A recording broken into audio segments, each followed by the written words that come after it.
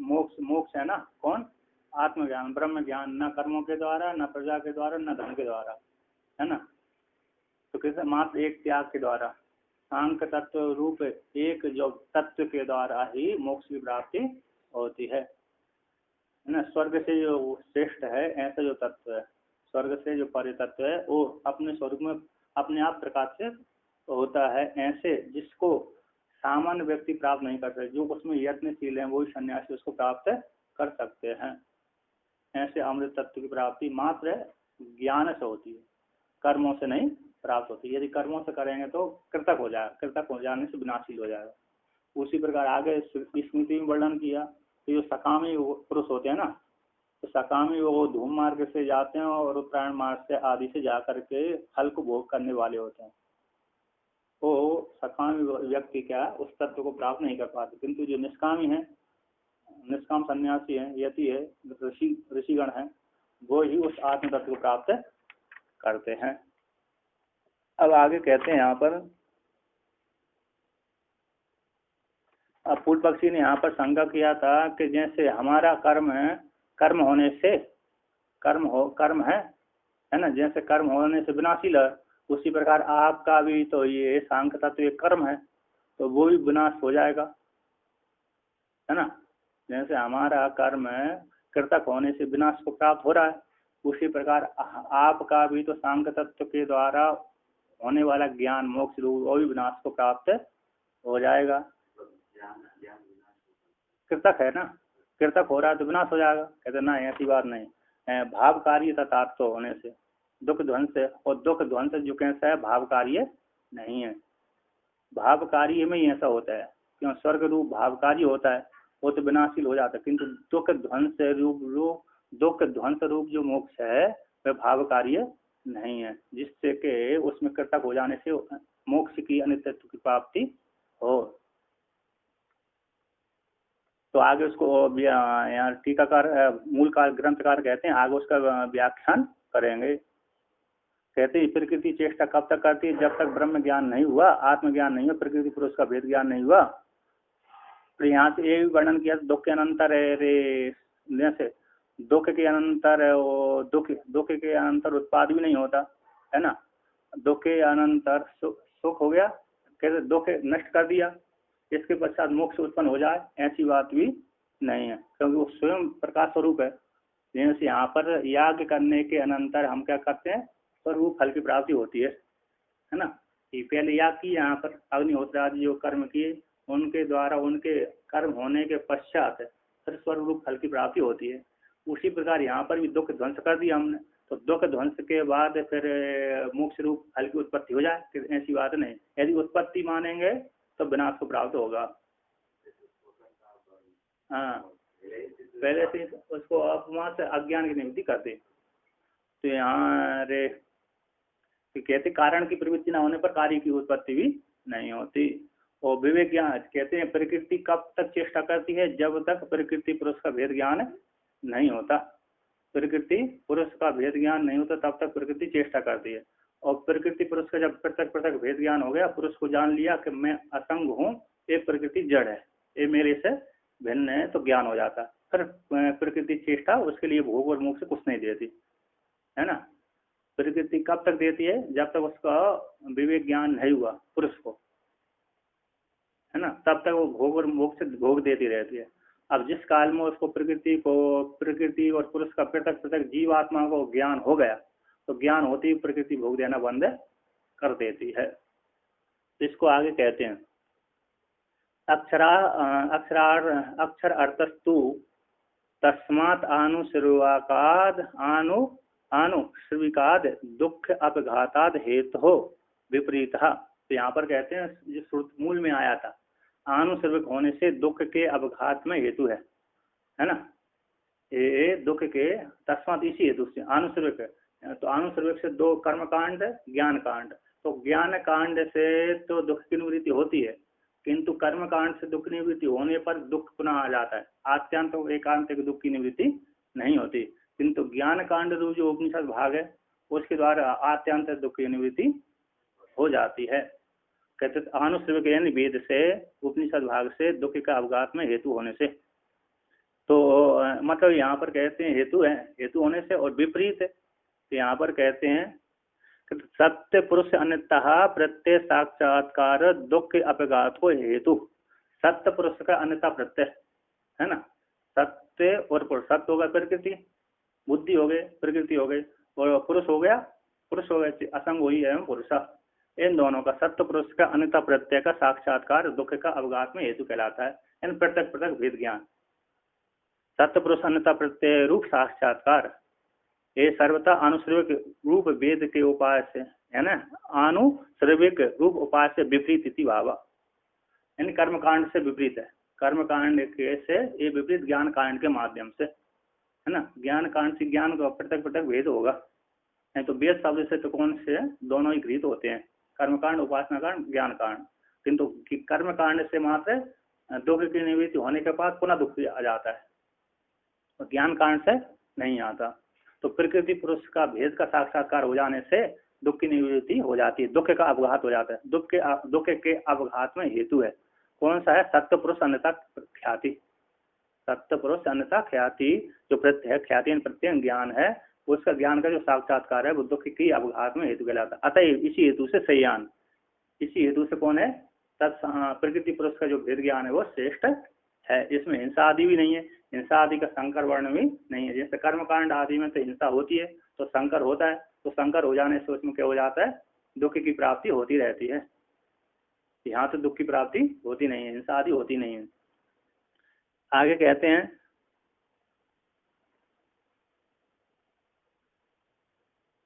तो कहते हैं क्या बोलते हैं, आनुश्रविको ही वेद भीतत्वात् मात्रया दुख अवघातत्वात् च प्रशस्य। कहते हैं आनुश्रविक यानी क्योंकि जो आनुश्रविक है वेद भाग है, याग आदि है। हाँ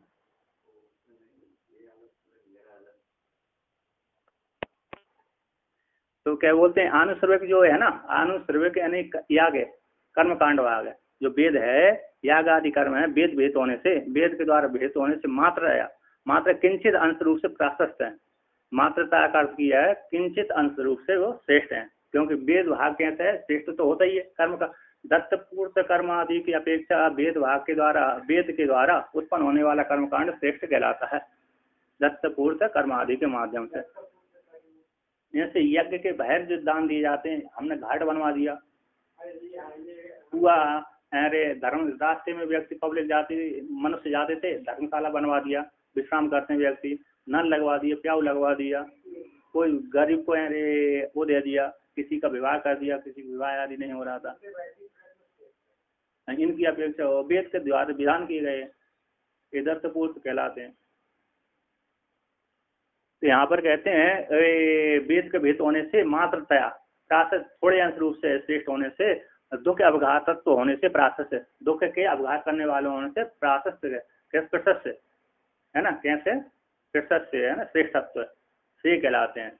कौन, कर्म आनुश्रविक वेद हमारे एक के बाद दूसरे सुनता है, हमने उच्चारण किया आपने सुना, तो वे परंपरा के द्वारा सुन, हाँ अनुमान पश्चात।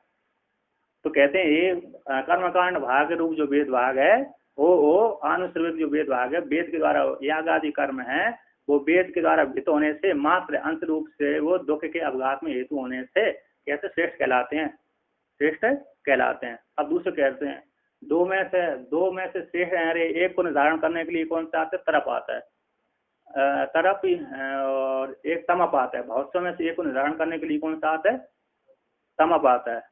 तो तरप अतिशायने तमप इष्टनव, अतिशायने तमप इष्टनव है ना, तमप और इष्टन आते अतिशय अर्थ में।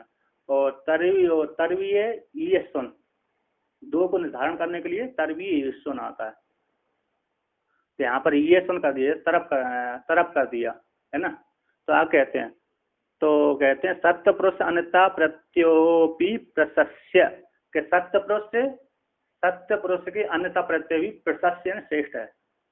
कैसे है, सत्य पुरुष, सत्य यानी बुद्धि यानी प्रकृति, और पुरुष यानी पुरुष है, असंग हो या पुरुष, इन दोनों का जो पृथक पृथक भेद अन्यथा ख्याति, पृथक पृथक भेद सिद्ध हो जाना कि मैं अलग हूँ ये अलग है, मुझ में प्रकृति के धर्म नहीं है। मैं कहता हूँ असंग वही अयम पुरुष, और प्रकृति कैसी है? जड़ है। प्रकृति में सारे बुद्धि के ही सारे भोग हैं, सुख दुख आदि जो हो रहे हैं वो प्रकृति रूप बुद्धि के ही होते हैं। प्रकृति रूप बुद्धि ही भोग भोगती है। मैं तो कहता हूँ असंग असंग कूटस्थ हूँ, ठीक है ना। इस प्रकार से जिसको ज्ञान हो जाता है वो अन्यथा ख्याति हो जाती है। अन्यथा प्रत्यय अथवा अन्यथा ख्याति, ये ऐसे जिसको हो जाता है वो भी श्रेष्ठ कहलाता है, ठीक है ना। वो भी श्रेष्ठ ज्ञान है, तो ऐसा कहते हैं। अब यहाँ पर दोनों को निर्धारण करने के लिए कहते हैं,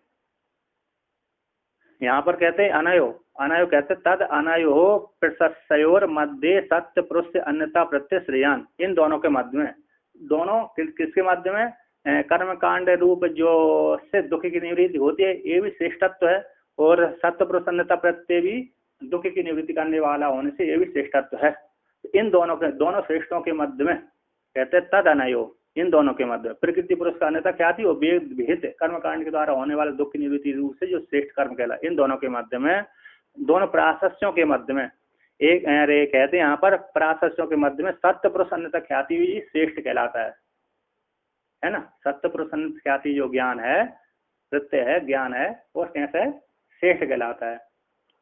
यहाँ पर कहते हैं मध्य एकांत और आत्यांतिक दुख का मूलोच्छेदन हो जाता है। सत्य ख्याति है, सत्य पुरुष अन्यथा ख्याति से मूल के सहित दुख की निवृत्ति हो जाती है। मूल के सहित दुख की निवृत्ति हो जाने से ये सत्य पुरुष अन्यथा ख्याति रूप साक्षात्कार सबसे श्रेष्ठ कहलाता है, क्योंकि कर्मकांड भाग रूप से भेद भाग से मूल के सहित दुख की निवृत्ति नहीं होती, इसलिए वो श्रेष्ठ तो होता हुआ भी श्रेष्ठ नहीं कहलाता। किंतु इससे प्रकृति पुरुष का भेद ज्ञान से साक्षात्कार से मूल के सहित दुख की निवृत्ति हो जाती है, इसलिए श्रेष्ठ कहलाता है। तो कहते हैं कुतः पुनर्अस्य उत्पत्ति, ये सत्य पुरुष अन्यथा ख्याति की उत्पत्ति कैसे होगी? जिससे मूल के सहित दुख की निवृत्ति हो जाती है। ऐसी प्राप्ति हो जाने पर कहते हैं इत्तथा, इस प्रकार से कहते हैं इस प्रकार के ज्ञान से होती है। तो कहते हैं व्यक्त अव्यक्त ज्ञा विज्ञानात्, ये कारिका का वाक्य है। व्यक्त कौन हो गया? महातत्व, प्रकृति से महातत्व आए, महातत्व से अहंकार आए, अहंकार से पंच तन्मात्राएं आए, तन्मात्राओं से पंच महाभूत उत्पन्न हुए, है ना। और अहंकार से 5 ज्ञानेंद्रिय, 5 कर्मेंद्रिय, 1 मन उत्पन्न हुआ, ये उत्पन्न हुए। तो इनके ज्ञान से व्यक्त जो व्यक्त हो गया, और अव्यक्त ना व्यक्ति थी, अव्यक्त प्रकृति है, हमको प्रत्यक्ष नहीं देखते, उसका कार्य दिख रहा है। तो यह चीज प्रकृति है। और ज्ञा यानी जो हमेशा जानता है, अपने स्वरूप को जानता है, पुरुष। इन तीनों के विज्ञान से क्या हो जाता है? प्रकृति पुरुष का भेद ज्ञान अन्यथा ख्याति हो जाती है, साक्षात्कार हो जाता है तीनों के ज्ञान से। इति तो कहते हैं व्यक्तम च अव्यक्तम च ज्ञश्च इति व्यक्त अव्यक्त ज्ञः, व्यक्तम च अव्यक्तम च ज्ञश्च इति व्यक्त व्यक्त ज्ञः। इतरेतर द्वंद्व समास कर दिया, हाँ बहुवचन व्यक्त इनका, है ना। इन तीनों के ज्ञान से, विज्ञान से अन्यथा ख्याति पुरुष प्रत्यक्ष साक्षात्कार हो जाता है। कहते हैं तेसाम विज्ञानात्, तेसाम समाहारा, इन सबके विज्ञान से, व्यक्त अव्यक्त और ज्ञा पुरुष के ज्ञान से, है ना। तेसाम इन सबके विज्ञान से विवेक के द्वारा ज्ञान हो जाता है, पृथक भेद ज्ञान करने से। उसी को आगे कहते हैं यहाँ व्यक्तम अव्यक्तम ज्ञश्च तेसाम प्रकृति पुरुष का, प्रकृति विकृति पुरुषों का पंच, यहाँ पर कहते हैं तेसाम, उनका, तेसाम का अर्थ किया है इन्होंने पंचविंशति जो तत्व है, पंचविंशति जो तत्व है उनके ज्ञान से, है ना। पंचविंशति तत्व कौन से होते हैं? प्रकृति हो गया, पहले एक पुरुष हो गया, प्रकृति होगा दूसरा, और प्रकृति महातत्व तीसरा हो गया, अहंकार चौथा हो गया। अहंकार से 5 तन्मात्रा, अहंकार से 5 तन्मात्रा हो गए, कितनी हो गई हैं? पहला पुरुष ले गए, पहला पुरुष, दूसरा प्रकृति, तीसरा महातत्व है, चौथा अहंकार और 5 तन्मात्रा है। कितने हो? 9 हो गए, 9 हो गए। 9 के बाद अरे यहाँ पर कहते हैं पहले 5 ज्ञानेंद्रिय, 5 कर्मेंद्रिय, 5 महाभूत है, और एक मन, 25 तत्व, है ना। ये हो गए। तो 24 प्रकृति कार्य है, 24 प्रकृति सहित प्रकृति कार्य है और एक 25 पुरुष है। ये 25 तत्वों के, पंचविंशति तत्वों के ज्ञान से क्या हो जाता है? मोक्ष की प्राप्ति हो जाती है यथार्थ ज्ञान से, है ना, प्रकृति रूप कार्य से विद्यते। आगे कहते हैं व्यक्त ज्ञान पूर्वकम अव्यक्तस्या तत्कारणस्या ज्ञानम। व्यक्त ज्ञान पूर्वक अव्यक्त का, जैसे कार्य है, कार्य व्यक्त होता है, जैसे पुत्र के ज्ञान से उसके माता पिता का ज्ञान हो जाता है। पुत्र यदि उसका गोरा है तो उसके माता पिता भी कैसे होंगे? गोरे होंगे। पुत्र यदि काला है उसके माता पिता भी काले होंगे, है ना।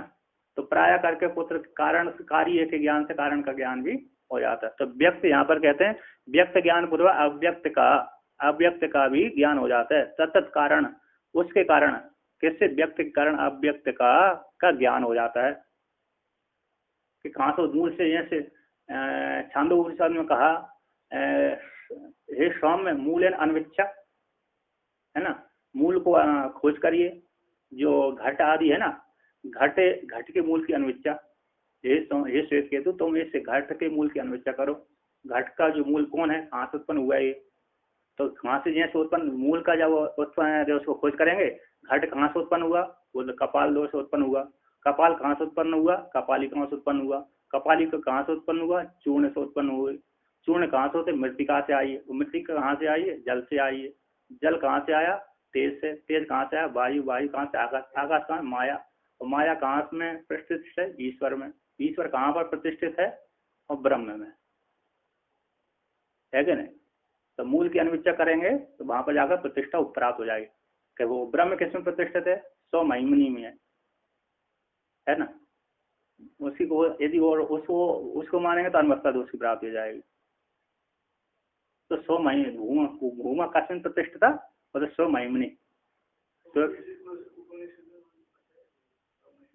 है और छांदोग में, है ना, सौ महिमनी प्रतिष्ठा। कस्मिन भूमा प्रतिष्ठिता है। नारद जी ने पूछा था सनत कुमारों से, है ना। नारद और सनत कुमार का संवाद है। किसमें प्रतिष्ठित? नारद जी अज्ञानी थे उस काल में। नहीं, नारद जी उस काल में अज्ञानी थे। श्रुति वाक्य था, उस काल में अज्ञानी थे। श्रुति हाँ, तरती सो का मातृ थे जो भी। तो सब जानते थे सारी विद्या, वेद भी जानते थे। लेकिन वो वेद को, जैसे वेद कैसे जानते थे? जैसे ये इस मंत्र शिव जी का है, ये मंत्र विष्णु भगवान का है, ये मंत्र कृष्ण भगवान का है, ऐसा वेद जो अभी पढ़ते हैं उस प्रकार से जानते थे। उनको यथार्थ ज्ञान नहीं जानते थे। नहीं तो यथार्थ ज्ञान तो हो ही जाता था उसी काल में। इसलिए जो पहले से जो पढ़ाई करते थे तो इसी प्रकार से पढ़ते हैं वो। कैसे? कि ये इस मंत्र का, ये देवता का ये मंत्र है नहीं, पढ़ने वाले, वेद पढ़ने वाले। तो यहाँ पर कहते हैं तो व्यक्त ज्ञान पूर्वक अव्यक्त का, तथा व्यक्त का व्यक्त का है ना, अव्यक्त, वो व्यक्त के कारण अव्यक्त का ज्ञान हो जाता है। तयोश्च कहते तयोश्च दोनों का, व्यक्त अव्यक्त दोनों का पाठख्यन आत्मना परो ज्ञायते। इन दोनों व्यक्त और अव्यक्त दोनों से पृथक रूप से आत्मा परो जाना जाता है। व्यक्त और अव्यक्त, व्यक्त हो गए महातत्व आदि और अव्यक्त हो गई प्रकृति। इन दोनों से पारार्थ रूप से, परार्थ ये दोनों मतलब कैसे? प्रकृति और उसके विकृति आदि पर के लिए होती है। किसके लिए होती है? क्योंकि स्वयं गाड़ी के लिए नहीं होती।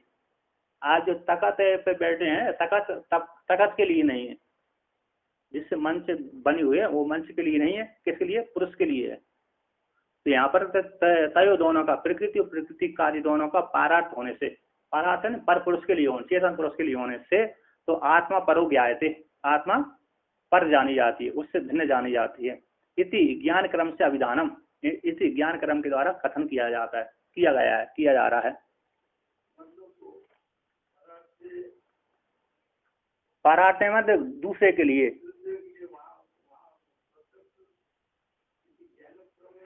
इस प्रकार से ज्ञान हो जाता है। ज्ञान इस प्रकार से, इस क्रम से ज्ञान कहा गया, अभिधानम कथनम कहा गया है। इस प्रकार से यदि आप जान लेंगे तो मोक्ष की प्राप्ति हो जाएगी।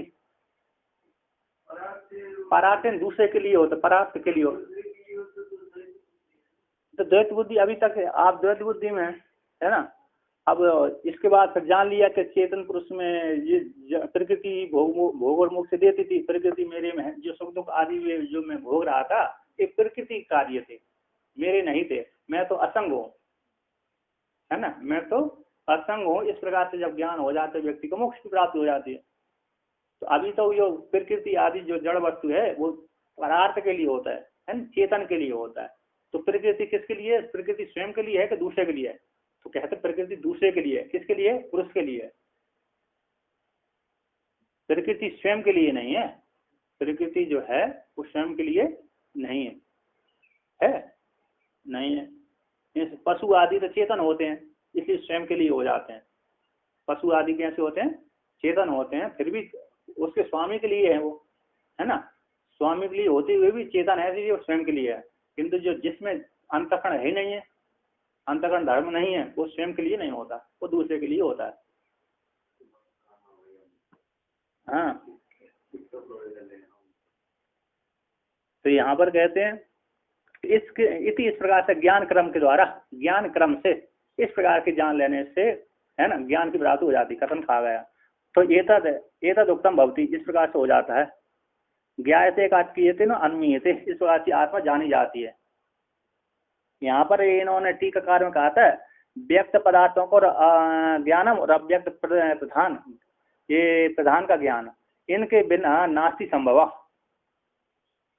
टीकाकार कहते हैं व्यक्त और अव्यक्त इन दोनों के ज्ञान के बिना आत्मा का ज्ञान नहीं हो सकता, है ना। पहले हम अविद्या को नहीं जानेंगे, जब अविद्या को नहीं जानेंगे तो विद्या को कैसे, अरे ब्रह्म का कैसे स्वरूप बोध हो सकता है? तो पहले अविद्या को जान लिया, कर्ता भोक्ता में हूँ, अज्ञानी हूँ, फिर उसके लिए किसकी निवृत्ति होती है? ज्ञान के द्वारा निवृत्ति होती है। तो ज्ञान के द्वारा निवृत्ति होती है, उसके लिए फिर ज्ञान प्राप्त करता है, और जब ज्ञान हो गया तो व्यक्ति को फिर मोक्ष प्राप्ति हो जाती है। अब आगे कहते हैं यहाँ पर एतदुक्तम भवति, तो एतदुक्तम भवति कहते हैं यहाँ पर, अरे श्रुति में वर्णन की आत्मा और दृष्टव्य श्रोतव्य मंतव्य निध्यासितव्य, आत्मा को जानना चाहिए, आत्मा जानने के योग्य है, तो पहले श्रवण करे, मान कर निध्यासन करे, है ना। यदि आत्मा जानने के योग्य है, मैत्रेयी ने याज्ञवल्क्य ने मैत्रेयी से कहा आत्मा जानने के योग्य है, जिसके लिए तुम घर छोड़ रहे हो, क्या वो घर जिसके लिए तुमने घर छोड़ रहे हो, क्या वो कर्मों के द्वारा प्राप्त होती है कि नहीं होती? कर्मों के द्वारा तो प्राप्त नहीं होती, तो किसके द्वारा होती है? तो त्याग के द्वारा होती है, ब्रह्म ज्ञान के द्वारा होती है। तो वो किस प्रकार से करें? पहले आत्मा जानने के हो गए, फिर श्रोतव्य मंतव्य निध्यासन करें, इत्यादि वर्णन किया वहां पर। तो कहते हैं श्रुति स्मृति इतिहास पुराणेभ्यो व्यक्तादीन विवेकेन श्रुत्वा, श्रुति स्मृति इतिहास पुराण आदियों के द्वारा व्यक्त आदि से कौन हो गया? व्यक्त अव्यक्त पुरुष को, है ना, पुरुष के स्वरूप को। तो व्यक्त आदियों के विवेक से श्रुत्वा, विवेक रूप से ज्ञान रूप से सुन करके शास्त्र युक्ति द्वारा, तर्क के द्वारा, मनन के द्वारा पहले श्रवण कर लिया, है ना। श्रुति स्मृति इतिहास पुराण व्यक्त आदि विवेकेन श्रुत्वा, श्रोतव्यो विवेकेन ज्ञान है। हाँ नहीं है, मेरे में भी नहीं है, तो विवेक कर लीजिए, मैंने ध्यान ही नहीं दिया। तो विवेक के द्वारा श्रवण करके ज्ञान रूप से, है ना। तो श्रोतव्य आत्मवाद दृष्टव्य, यानी श्रोतव्य वाक्य आ गया। कहते हैं अब श्रोतव्य की बात क्या करना पड़ती है? मनन करना पड़ती है, श्रवण करने के पश्चात। तो शास्त्र युक्तिभ्या व्यवस्थाएं, कहते शास्त्र युक्ति द्वारा मनन करके, श्रोतव्य मंतव्यो निध्यासितव्य, तो मनन करके युक्ति के द्वारा शास्त्र युक्ति को आलम्बन करके फिर मनन करे कि जो हमने शास्त्र ने गुरु और आचार्य के द्वारा और शास्त्र के द्वारा जो श्रवण किया है वो हमारी युक्ति युक्त है कि नहीं है, युक्ति युक्त है कि नहीं है, उसका मनन करें। युक्ति युक्त नहीं है तो उसको त्याग कर देते हैं, युक्ति युक्त उसको हित कर लेते हैं, निर्धारण हो जाता है मन के द्वारा, है ना। दोनों की एक वाक्यता, शास्त्र और आचार्य की एक वाक्यता, और हमारे मन के अनुकूल, हमारे शास्त्र के अनुसार, सिद्धांत के अनुकूल बैठ रहा नहीं बैठ रहा, विपरीत तो नहीं जा रहा। इस प्रकार से निर्धारण करके एक तत्व का निर्धारण हो गया। जब एक तत्व का निर्धारण होगा तो उसका निरंतर अभ्यास करने अभ्यास कहलाता है। तो उसी कहते हैं शास्त्र युक्ति के द्वारा व्यवस्था करके जान कर निश्चय करके, दीर्घ काल आदर निरंतरीय सत्कार आसेवितात भावना मयात विज्ञानम इति, ये ब्रह्म ज्ञान हो गया है ना। इस प्रकार से ब्रह्म ज्ञान प्राप्त करें। हाँ, 25 तत्वों का ज्ञान तो होगा, तो किसको होगा? सीधा प्रतिबिंब को होगा, प्रतिबिंब को होगा। फिर पुरुष ये प्रकृति है ना। प्रकृति का कार्य बुद्धि है, तो बुद्धि में वो सब ये कुसंग असंग पुरुष है ना। इस असंग पुरुष का इसमें छाप पड़ा हुआ है, प्रतिबिंब पड़ा है। तो प्रतिबिंब जब पड़ा है तो इसके जो बुद्धि के धर्म होते हैं सुख दुख, पहले वर्णन किया, बुद्धि के धर्म होते हैं, श्रुति कहती है ना। तो बुद्धि के जो सुख धर्म थे वो चिदाभास जो,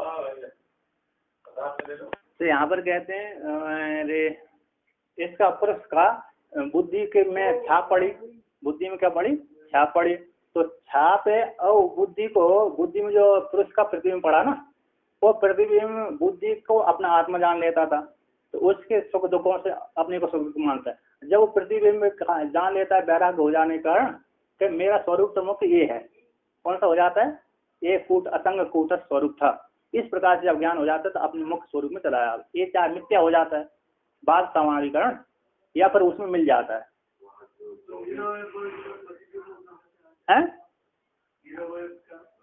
अब निरअवयव का प्रतिबिंब जैसे माया को द्वारा हो जाता है, जैसे माया संस्कार है, व्यक्ति सृष्टि अनादि है, अनादि काल से जब सृष्टि आ रही तो पड़ गया कैसे निरअवयव का असंग का। जैसे ब्रह्म भी अनादि, ब्रह्म में माया को लेकर के अनादि संबंध स्वीकार करके है ना, तो प्रतिबिंब हो जाता है उसी प्रकार अज्ञान से। उसी प्रकार इनका भी प्रतिबिंब पड़ जाता है तो ये भी असंग है। असंग वही पुरुष, असंग वही अयम पुरुष, किंतु असंग हो संग नहीं हो सकता। जैसे आकाश असंग है, उसका संग नहीं हो सकता। फिर भी प्रकृति में ऐसा कार्य है, प्रकृति के सामर्थ्य से, अज्ञान के सामर्थ्य, प्रकृति के सामर्थ्य से उसके बुद्धि पड़ी, बुद्धि बने, और बुद्धि में उस चैतन्य पुरुष का क्या प्रतिबिंब पड़ जाता है अनादि संबंध होने, अनादि होने से। सृष्टि अनादि तो अनादि से आ गया, कैसे आ गया? भ्रांति के द्वारा हो गया है। मुख्य अज्ञान, जब अज्ञान की निवृत्ति हो जाती, क्योंकि ये भी अन्यथा ख्याति होती है, अन्य प्रकार से ख्याति हो गई उनकी, है तो असंग पुरुष, किंतु प्रकृति के साथ संबंध हो गया किसी कारणवश अज्ञान से लेकर के।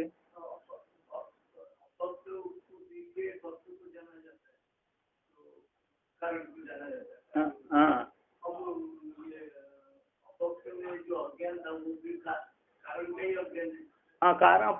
कारण का अज्ञान था, प्रकृति का ज्ञान था।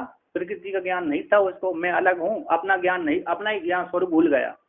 अज्ञान को लेकर के अपना ही जीव, वो जो पुरुष है उनका सांख्य का जो पुरुष है, वो अपने स्वरूप को भूल गया कि मैं असंग हूँ। तो प्रकृति के धर्मों को अपने में मान लिया, दूसरे के धर्मों को स्वीकार कर लिया। अतस्मिन तद्बुद्धि अध्यास है।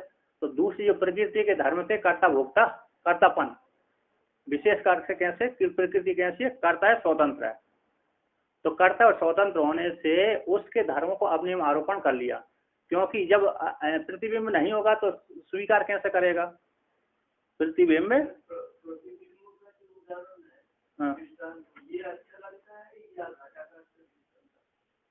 प्रतिबिंब में तो ठीक है, घटाकाश प्रतिबिंब में, क्योंकि प्रतिबिंब नहीं, प्रतिबिंब ही है। घटाकाश भी है, घट में गए हुआ आकाश भी है, उसमें प्रतिबिंब ठीक रहता है, उसमें ही सुख दुख आदि होते हैं, है ना। प्रतिबिंब कैसा होता है? वो ठीक रहता है, क्योंकि उसी में बुद्धि में उसका प्रतिबिंब पड़ता है। अब घट से अवच्छिन्न, घटाकाश में घट के भीतर गया, वो घट से अवच्छिन्न हो गया, परिच्छिन्न उपाधि वाला हो गया, उपाधि है ना। तो उसी प्रकार ये बुद्धि रूप उपाधि स्वीकार कर लिया, इसमें भी मान लीजिए तो बुद्धि रूप उपाधि उसने स्वीकार कर ली, परिच्छिन्न हो गया, असंग होता हुआ संग हो गया। क्यों? बुद्धि रूप उपाधि स्वीकार कर लेने से, है ना, उपाधि को लेकर के। तो बात तो वही हो रही।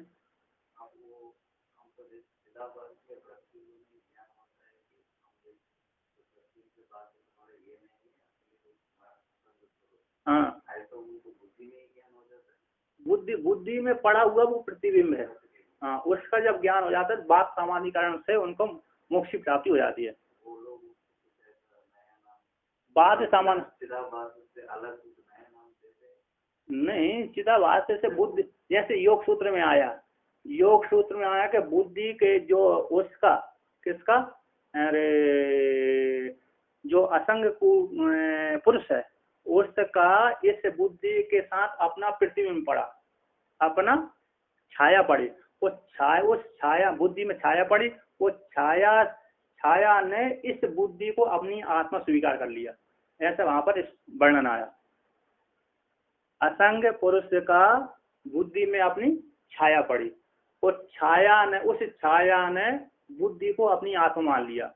अब जब आत्मा मान लेने से बुद्धि जब सुखी दुखी होने लगी, बुद्धि में कर्ता भोक्तापन आ गए, तो वो पुरुष ने भी अपने में आरोप करके इसमें आरोप हो गए, वो इसके माध्यम परंपरागत। अब कह लिया, अब इसकी सी बात कारणवश से व्यक्ति सुखी दुखी हो जाता है, वैराग हो जाता है ना, कई जन्मों के संस्कार से। तो पुण्य का उदित हो गया कि मैं जानूं अपने को सुख दुखी क्यों हूँ, सत्संग आदि श्रवण कर लिया। तो जब जाना कि अरे ये तो बुद्धि के धर्म, मेरा धर्म तो मेरा स्वरूप तो कैसे असंग है, ये सारे जो सुख दुख हो रहे थे ये तो बुद्धि के धर्म है, ना कि मुझ आत्मा के। और मैं तो कैसा हूँ, मेरा मुख्य स्वरूप कैसा है, असंग है। अब इस प्रकार से जब उसको ज्ञान हो जाता है तो बुद्धि के साथ संबंध छोड़ देता है। अब जिसको ज्ञान हुआ वो तो उसका छाया पड़ी थी, और छाया वो अनिर्वचनीय होती है ना। छाया कैसी होती है, तो बाद समानाधिकरण के द्वारा उनका कैसे हो जाता है, वो मिथ्या हो जाता है, और पुरुष असंग हो जाता है।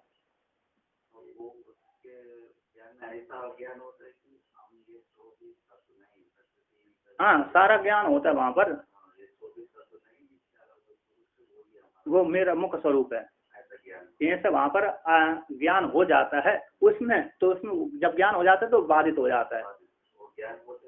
हाँ, मुख्य ज्ञान होते निरोध समाधि से तो जो वेदांत के श्रवण करने से जो ज्ञान हो जाता है, वहां पर भी वर्णन किया योग सूत्र में कि अरे जो उपनिषदों का मोक्ष के लिए उपनिषदों का आलम्बन करे, तो आलम्बन करेगा तो वहां पर प्रकृति पुरुष का अलग अलग वेद ज्ञान हो जाएगा। तो इस जहाँ पर ज्ञान हो जाते ही वो जो मिथ्या कल्पित चिदाभास था, छाया पुरुष थी, बुद्धि में पड़ा हुआ छाया है, वो छाया मिथ्या हो जाती बाद सामान्यीकरण के द्वारा। जब बाद सामान्यीकरण के द्वारा बाधित हो गई तो जो असंग पुरुष है वो असंग ही बचा रहता है।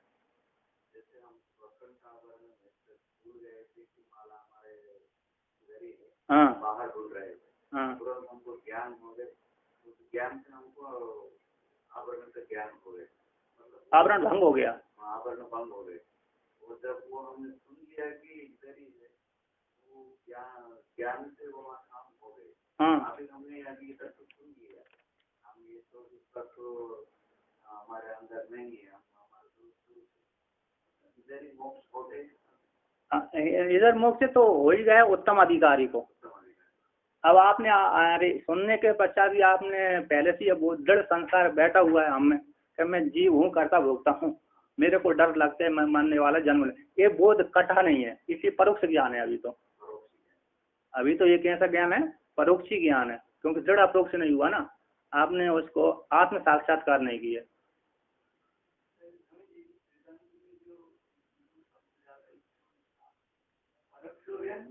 अप्रोक्ष, हाँ,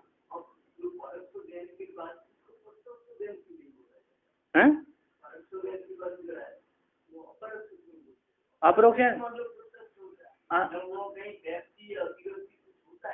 परोक्ष ज्ञान अप्रोक्ष नहीं होता है।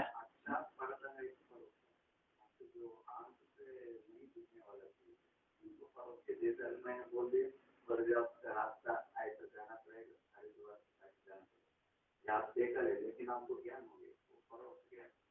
हाँ, आप आम से सीधा देखा नहीं, वो ऐसा ही ज्ञान है, जो भी आगे नहीं, वो तो परोक्ष ज्ञान तो समझ गया, लेकिन परोक्ष की बात जब ज्ञान हो जाती है तो उसको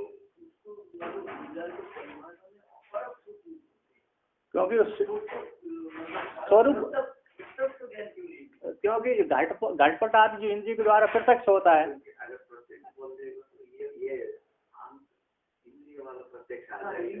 नहीं, जो अपना ज्ञान हो तो अप्रोक्ष होता है, स्वयं का ज्ञान होता है ना, वहाँ पर जो स्वयं का ज्ञान हो रहा है अप्रोक्ष हो रहा है, स्वयं। हाँ, स्वयं को जान लिया, अप्रोक्ष साक्षात्कार हो गया, स्वयं को स्वयं ने जान।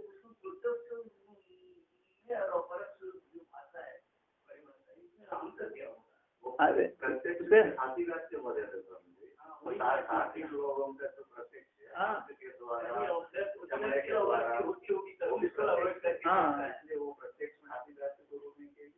अप्रोक्ष से बोल दिया।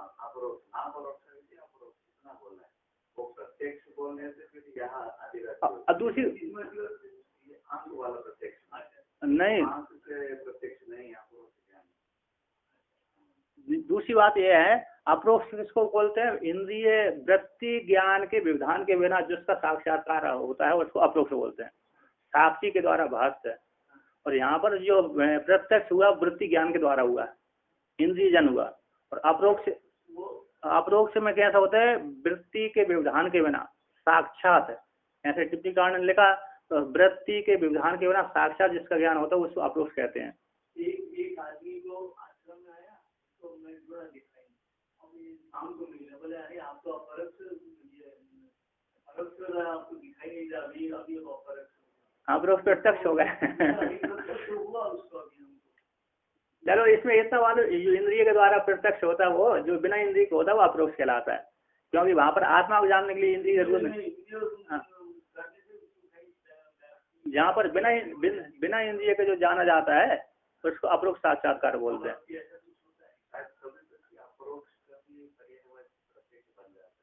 हो जाता है वो, मतलब यहाँ पर नहीं, यहाँ पर साक्षात अप्रोक्ष का तो ऐसे कर, वृत्ति के व्यवधान के बिना, वृत्ति के व्यवधान के बिना जिसका ज्ञान होता है उसको अप्रोक्ष साक्षात्कार बोलते हैं। और यहाँ पर वहाँ पर वृत्ति के व्यवधान से जो ज्ञान हो रहा है वो प्रत्यक्ष साक्षात्कार हो रहा है। प्रत्यक्ष साक्षात्कार, जैसे हमने घट को आपको देख रहे हैं, प्रत्यक्ष साक्षात्कार हो रहा है, आपका साक्षात्कार हो गया, एंड वृत्ति से हो रहा है जो है ना। तो इसलिए यहाँ पर थोड़ा भेद ज्ञान है, आप अलग है मैं अलग हूँ, आप अलग और मैं अलग हूँ, प्रत्यक्ष ज्ञान भेद भी है, साथ साथ बैठा हुआ है। यहाँ इंद्रियों के द्वारा होने वाला ज्ञान को प्रत्यक्ष भेद रूप से जानता है व्यक्ति। मैं आप नहीं हो सकता, मैं आप नहीं हो सकता, किंतु जो वृत्ति के व्यवधान से रहित जो ज्ञान होगा वहां पर भेद बुद्धि नहीं रहती। प्रत्यक्ष तो अप्रोक्ष साक्षात का स्वयं ज्ञान प्रत्यक्ष, वहां पर इंद्रिय के द्वारा जो नहीं जाना जा रहा है, बिना इंद्रिय के द्वारा जाना जा रहा है, अप्रोक्ष साक्षात्कार है। वहां पर आप स्वरूप ज्ञान हो गया है ना, इतना ही है ना। और जो इंद्रिय के द्वारा जाना है वो प्रत्यक्ष हो गया है।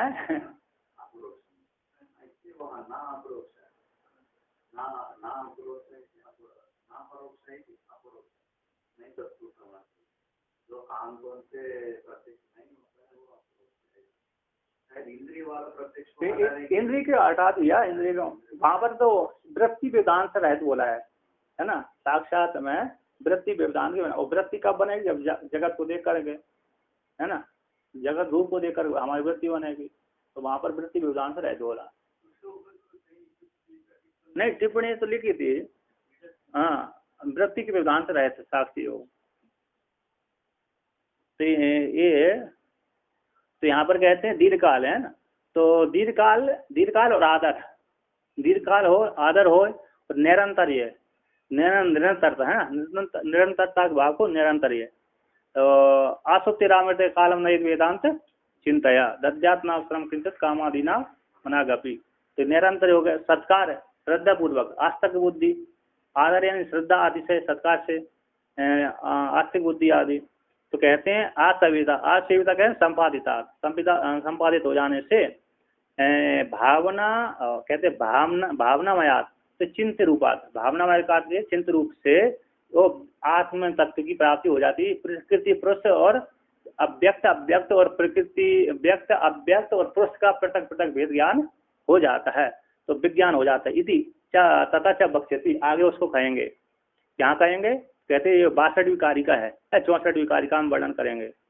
यहाँ पर कहते हैं विषयांतर परिहार पूर्वक कस्मिन् देह पदार्थ बारंबार, यहाँ भावना का लक्षण किया था, विषयांतर परिहार पूर्वकम कस्मिन्नपि देह पदार्थे बारंबारम चित्त निवेशो भावना। कहते विषयांतर के परिहार पूर्वक, दूसरे विषयों के परिहार पूर्वक किसी एक ध्येय पदार्थ में, किसी एक ध्येय पदार्थ में बारंबार चित्त का निवेश करना ही भावना कहलाती है। ये भावना का लक्षण किया यहाँ पर, है ना। दूसरे विषयांतर को निश्चित कर दिया, एक ध्येय विशेष में हमने चित्त लगा दिया, तो ध्येय पदार्थ में बारंबार उसी का चिंतन करना ही, चित्त का निवेश कर देना ही भावना कहलाती है। तो ये आगे कहते हैं 64वीं कारिका में, तथा च बक्ष्यति एवं तत्व अभ्यासान नास्मि न मे न हम इत्या परिशेषम अविपर्याद विशुद्धम केवलम उत्पद्यते ज्ञानम।